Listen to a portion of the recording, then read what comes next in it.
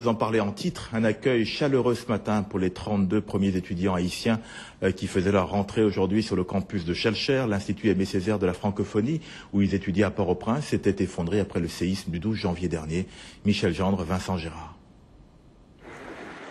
Visite découverte du campus de Schellcher pour ces nouveaux étudiants.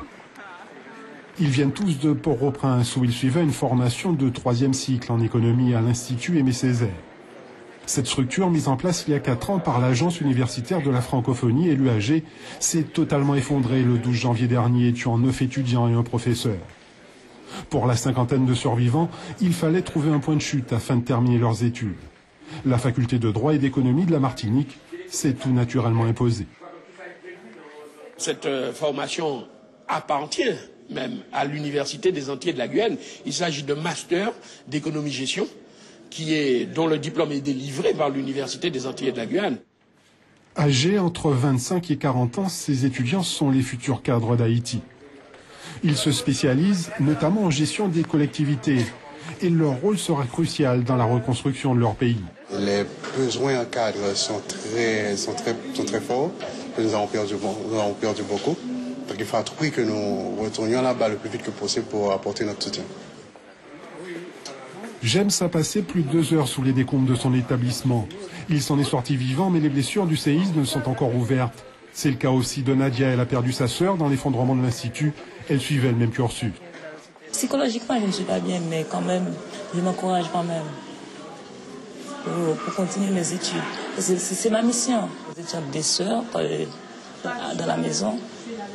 L'une est morte, moi, partir. Partir avec quelle tristesse pour laisser mon père et ma mère.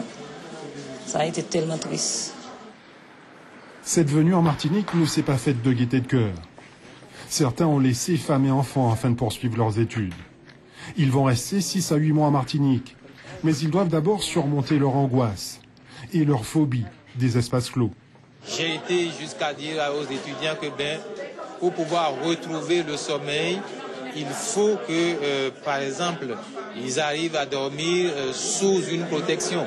Par exemple, sous un lit, sous une table.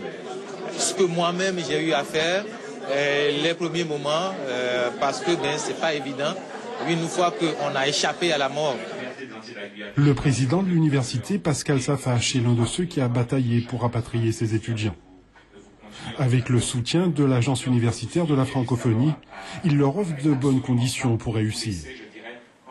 Ces étudiants, ceux qui viennent d'arriver, ils ont une bourse d'un petit peu plus de 800 € mensuels par étudiant, ce qui leur permet donc de payer leur nourriture et de payer leur hébergement, étant entendu que pour les frais d'inscription, donc c'est l'université qui les prend en charge, et pour les frais de déplacement, c'est leur laboratoire de rattachement, à savoir le CEREGNIA, qui les a pris en charge. Je pense que l'environnement, on ne peut pas trouver mieux pour avancer. C'est très motivant et je me sens déjà chez moi ici.